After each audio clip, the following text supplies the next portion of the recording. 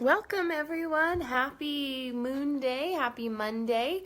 We're going to dive right in and check out the moon transits this week. There's nothing major happening this week, and honestly, it's the calm after the storm.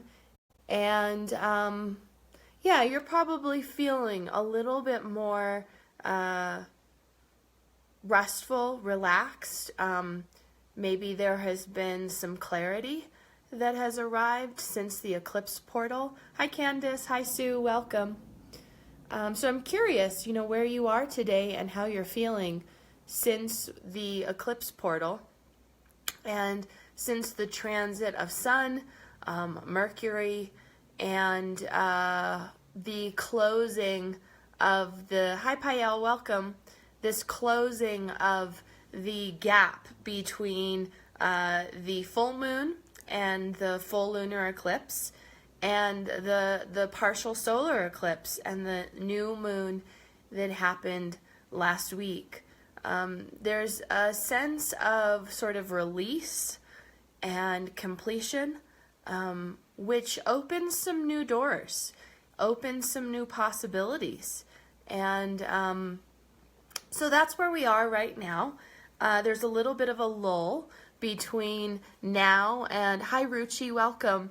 There's a little bit of a lull between what's happening right now and the next wave of transits that will be arriving. So I was just taking a peek at some of what we can expect in the weeks to come. And like I said, for this week and next week, we don't have any more major transits, so it's a bit of the calm after the storm.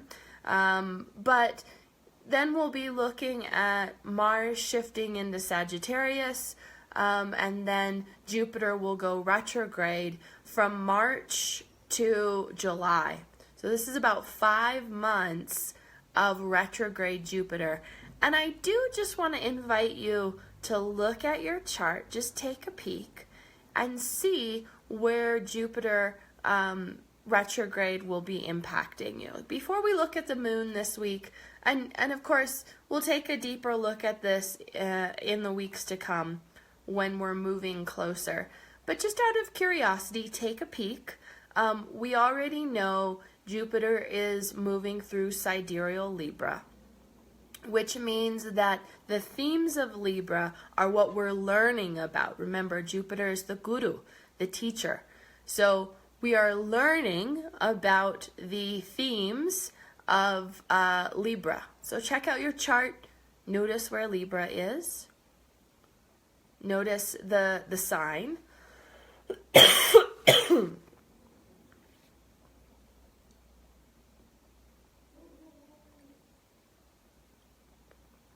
Notice the house.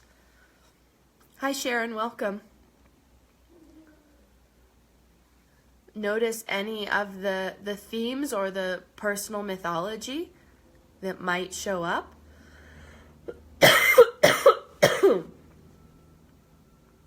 My cough is better, but for some reason it's showing up right now. So I'm just going to take a pause and let my throat clear while you're looking at your chart. Type into the chat. Let me know what you see in terms of Libra in your chart.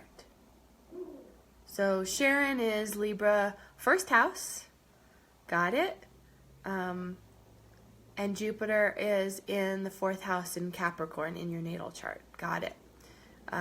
So let's pay attention, Sharon, to that theme, in your natal chart, that Jupiter's in the 4th house of heart and home, mother, land, and property. And that right now, the theme that Jupiter is helping you lean into is happening in the head, the 1st house, the sense of self, and literally the whole body. Hi Lisa, welcome. So recognizing that this is really, we could say, a whole body experience for you, and also The retrograde is going to be a return of some of the themes that you've been identifying over the last 6 months. So since fall, okay? So everyone just, pause, notice what's been happening over the last 6 months in terms of relationships, integration, balance, market, business. And remember that a retrograde planet, hi, welcome Danielle. A retrograde planet is going to intensify the effect. Any retrograde planet acts like the nodes Rahu and Ketu, which are intense anyway, right? They bring a certain level of intensity with them. So when a planet, when a normal planet goes retrograde, it begins to behave like the shadow nodes Rahu and Ketu. For better or for worse. Remember, this is not a good or bad, right or wrong. We're looking for the feeling level, the energetic level, and how the feeling level will impact us. And in the case of Jupiter in Libra, we're working with opposing forces, the dynamic between self and other. And that's what we want to pay attention to here. So there's a returning. We're not there yet. For a transit like this, in the weeks prior, we may start to get an inkling of some of the themes in the personal mythology. But for the most part, we won't start to feel that until next week, a little closer to the return. This is a large sort of dance back through Libra. And you know what? I'll post an article to my Jupiter in Libra article, and that way you can take a peek at some of the themes. I think I've got horoscopes in there as well. And that'll help you understand a little bit more deeply. Hi, Shweta. Welcome. Okay, I'm going to try to answer some of these questions that have shown up in the chat. Okay, Candace is sharing 5th house, transiting natal Rahu. We know we're working with power, a sense of empowerment, and gut, upper gut. There with natal Rahu, aspecting natal Jupiter in the 11th with Ketu. Got it. So this is a real process of clearing the gut in order to make space for more power and empowerment. And Candace, I want to encourage you to really work with digestion and resources to strengthen your sense of power and intuition. When you clear that gut, it creates space for more clarity in your gut intelligence. Remember, the gut is the brain of the body. So keep going. I know that's been a big theme for you in the past few months, and I imagine that's going to intensify in this round of retro. Okay, and Sue says Libra in 5th house with AL, Jupiter in 11th, natally. So again, same theme for you, Sue. We're working with the gut intelligence, upper gut, solar plexus, power center, the masculine, the sense of knowing from your gut awareness. And that's aspecting your 11th house of gains. But remember, we don't gain unless we lose something first. We've got to make space for it. So think of this in terms of your gut health. Gentle detox creates space for the new to arrive. So clearing and releasing. And this is particularly important for you 5th house gals in terms of relationships. Notice the dynamic here with creating a sense of self and purpose and strengthening that empowerment in relation to your masculine relationships and to some degree feminine relationships, because Venus rules Libra. Saturn is also considered exalted there, so we have to take that into consideration. Hi, Kristen, welcome. Danielle, okay. Transiting second house, third house natally. Okay, so that is, first of all, the mirror to the ninth house. Okay? So we know that this is a learning process and a growing process with your Dharma. And I'm going to walk with you guys because Chandi is howling to come in. And so ninth house Dharma, okay? So learning and growing, but through your creativity, your courage, your strength, third house matters. Also, remember that third house is your creative and artistic expression, okay? And third house is going to be courage. So when we strengthen our creativity and our creative intelligence, our ability to self-express, that increases our courage. That happens through the hands. The other piece here is that Libra is connected to the pelvis, 7th house. So it's relationships, it's pelvis, but we also look to the house and the theme of that house and the body parts present there. So there's going to be a correlation, Danielle, for you between hands, 3rd house, and pelvis, Libra. The hands will help you transform the intelligence of the pelvis. So let that influence your dharmic process. All right. Got it, Candace. Yep, seems to be working for you physically and on the level of empowerment. Great. Okay, well, you can type into the chat and share your harvest from that as we go along. And let's dive into the moon transits for the week. Like I said, no major transits at this point. Sun is now comfortably sitting in Aquarius, as is Mercury. They are in tight conjunction right now within 2 degrees of each other. Take a look at your chart. Notice where Aquarius is. These are the themes where Sun, Mercury, and Venus are impacting right now. Jupiter gives his gaze, Mars gives his gaze, and so does Saturn. So this impacts the expression of this conjunction in Aquarius. Sun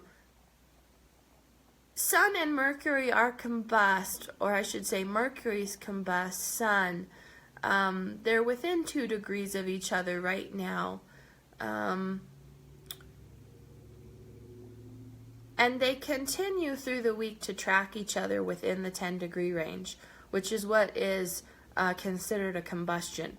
Remember that Sun is hot, he's fire, and Mercury is mind, mental body. So as much as this conjunction can bring a sense of clarity to the mind, because it's like burning out the mind stuff, the chitta vrittis, it's also very hot for the mind. And so the mind can be burned out, literally. It's a good time to meditate. It's a good time to spend more outside time in nature, greenery, Mercury. This is impacting relationships, Venus. So the mind is burned out, as is the body, and your life force energy, Venus, which impacts your ability to relate and connect through the energy of love. So it's a good time and a reminder to be gentle with the relationship with yourself, as well as relationship with others, and to sort of restructure. If there's been any imbalance, then you're going to notice it now. So self first, other is next. Okay, this is really important. that you honor your needs and your self-care, prior to giving to others. And I've heard this a lot right now through clients. The sense of boundaries is changing right now, especially for women. And we need that. We need to start questioning our motive to give and what is the impetus for that. And deconstruct that conditioning. And I see, in the transits that's a lot of what's happening right now, that deconstruction of conditioning, societal, both familial and societal conditioning around giving. I think we're going to see that personal mythology intensify the questioning as Jupiter retrogrades, because the imbalances will intensify, which will force us to look more closely at the challenges and what's not working. So, with this Aquarius conjunction happening between Sun, Mercury, and Venus, there's a lot of self-inquiry, and the burnout from the last phase is now finding its way to the surface, and there's been a breaking point for many. Think of Aquarius like the dam that's breaking. And so if there's been a buildup of energy, we're going to find the release in this cycle, and that is good, right? We have to have this release in order for the change and the growth, but at the same time, there may be some challenges with that. So to just be really mindful of what you need and to start gathering the support and resources that you need in order to honor these changes that are taking place. Hi, Craig. Hi, Jean. Welcome. Yeah, and Kristen saying this is really hard in mothering. So that's where you get the crash course in how to really integrate and balance and ask for more support, Kristen. And I want to encourage you to ask for more support than you think you need. That's a big theme as Saturn moves through Mula Nakshatra. Old systems are being broken down. Old support systems are being deconstructed. Support that worked before will not work now. And so we have to be proactive in gathering support. We need a bigger team than we imagine we do. And the more holding and support you have, the more you feel able to give and support others. And I'm not a mother, but I consider my job to be like mothering. And it is, I've been feeling it in my own process as well on that level. So I can only imagine as a new mother what that feels like for you. And I want to encourage you to just keep gathering support. More support. So let's take a peek at the moon transits for the week. We start with moon in Revati Nakshatra today. It is the final constellation of the zodiac. There's release, there's ending, there's a finale happening today. In the past 2 weeks, this eclipse portal that we've been in is now really coming to a close as of today. It's good that a lot of people have today off because of President's Day. If you're celebrating, I'm not celebrating this president, but I'll celebrate on other levels.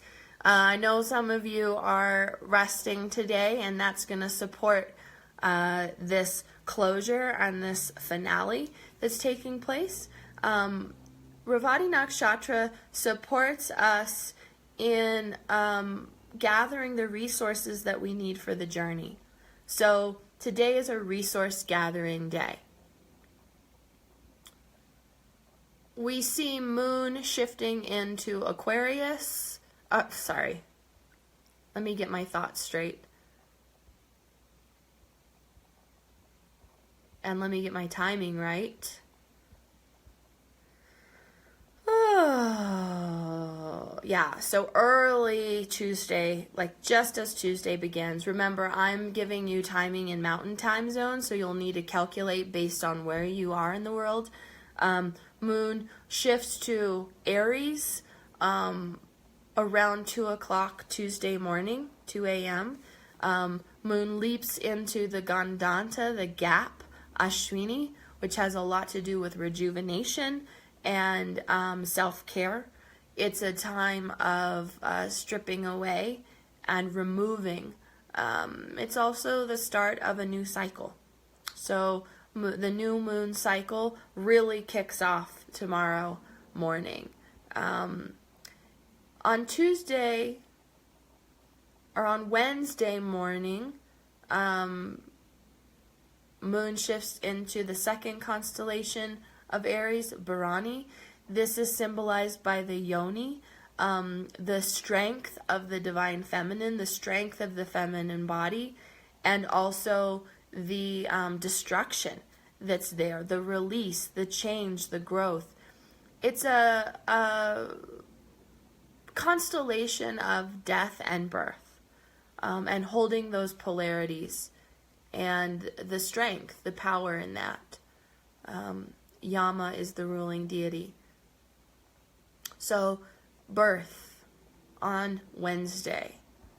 On Thursday, moon shifts into Kritika Nakshatra, which has to do with Agni and transformation. And by Thursday morning, moon moves into its exaltation sign of Taurus in Kritika. So the emotional body becomes intensified. It heightens, it strengthens. It's an outward expression. Remember that an exalted planet expresses its energy outward. A debilitated planet moves its energy inward. Not a good or bad, not a right or wrong, just an energetic flow. Moon is in a process. Remember, moon is our emotional body, in a process of transformation, cutting away, and releasing through Thursday. And Agni, fire, is the element that supports us in that. Friday, moon shifts into Rohini Nakshatra. This is a very creative constellation. It's ruled by Lord Brahma and by default Goddess Saraswati, the masculine, feminine components of creation. This is a constellation deeply rooted in the manifestation process, bringing the feeling level and imagination into form. So creating, literally. So you'll want to put some of your creative desires into action and look for creative awareness showing up on Friday. And Saturday, moon shifts into Mrigashirsha Nakshatra. This is a constellation that has a lot to do with movement and growth, branching out in order to receive the soma, to actually find the soma. Has a lot to do with plants and plant medicine as well, and creative activation. And Saturday, moon arrives into Gemini, and Saturn will be looking right at the moon. This can bring some grief. It's also the day of Saturn. So, when we have a grief moon, this is not only gives structure to the fast-moving moon, but it can bring up the feelings of depression, constriction. It can show us where our sadness is, and it's an important day to honor grief. And Jupiter will be giving his gaze as well, So at that point, we start to find a little more integration and balance between expansion and contraction.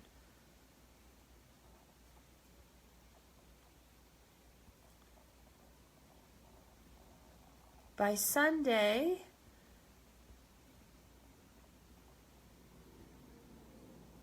Moon has shifted into Ardra Nakshatra, which is a constellation that is ruled by Rudra. Rudra is the storm god. He is particularly emotionally stormy. Big emotion is felt here. Emotional release. Look for anger particularly, and rage rooted in deep sadness. Pay attention. Especially because the ruling planet of Ardra is Rahu, and Rahu is moving through Cancer right now.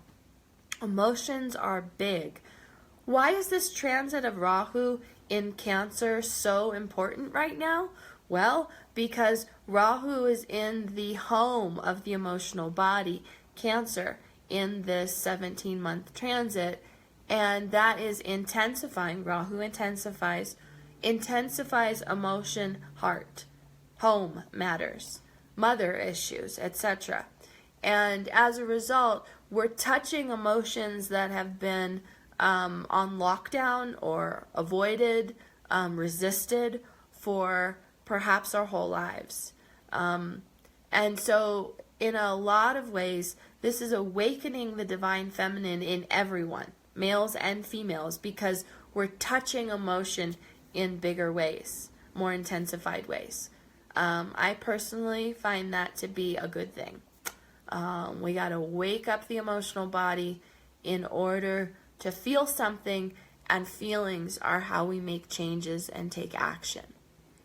If there's no ability to touch the emotions, then we probably won't take the necessary action steps in order to create change.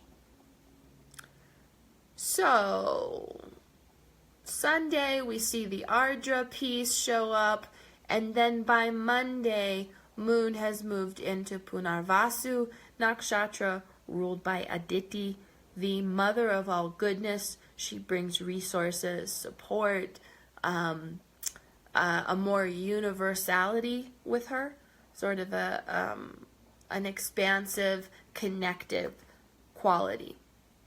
So we'll start next week on a more grounded note. There'll be a little more nourishment and awareness after the storm.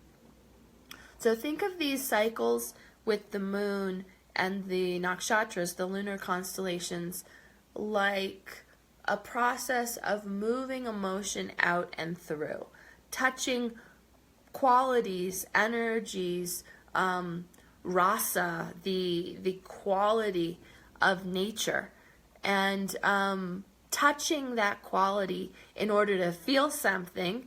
And once we feel and identify, we can make choices and take action based on those feelings. So every nakshatra, every planet, every part of the chart is an expression of nature. And when you look at your Jyotish chart, you're looking at your natural expression, your expression of nature, how she moves through you, how she's imprinted you. And we want to have a relationship with that inner intelligence.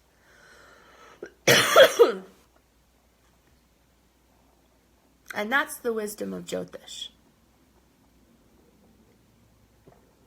Know thyself. Know how nature expresses herself through you. So any thoughts or questions on that, you're welcome to type into the chat. I have my angel deck here again this week.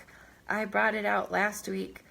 And I mentioned this was my mother's deck. And so it's special. It reminds me of her. And I think that, I think of her when I pull cards from this deck, and kind of chuckle a little bit because angels were her thing. They're not really my thing, but because they remind me of her, I like to pull from this deck and get a sense of the wisdom that she's offering.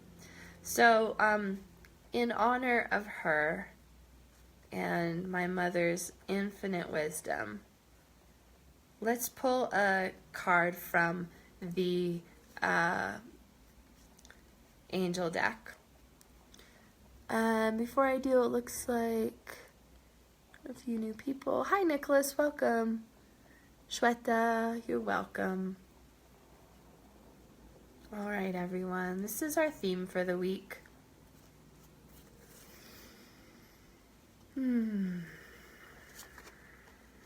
Oh, all right. Cut your cords. Seems applicable based on what we've been talking about. This closure, the final closure after the eclipse portal. So the card reminds us to ask Archangel Michael to clear any old attachments to fear that stem from past relationships, freeing you from destructive patterns. I'm going to read that again because that's exactly what we've been talking about today in terms of Jupiter in Libra. And if you missed the class, you might want to go back and just take a listen to some of the themes that we talked about, as well as the closure of this eclipse portal. So this is a reminder this week especially to set the intention to cut your cords. Ask Archangel Michael to clear any old attachments to fear that stem from past relationships, freeing you from destructive patterns. I don't know about you, but I have a few thoughts around that and a few relationships that might need to be cut and cleared. The fear especially, that seems very applicable. So let's hold that intention this week. I'll be curious to hear what shows up for you when we connect next week. I always do these classes every Monday at noon Mountain Time, so hope you can join me again next week. It's fun when you're here and you share and you connect and you ask your questions, and I'm happy to be here to give you a little boost for the beginning of your week. If you're needing some extra support right now, please reach out to me. Every week I offer a couple spots with my free Dharma coaching sessions. And I've got some spots for next week. I'm already booking for... Actually, I'm going to open up some spots for tomorrow. So if anyone wants to meet tomorrow, let's have a chat. I'll send you my calendar link and we can book in for that. I offer these sessions every week.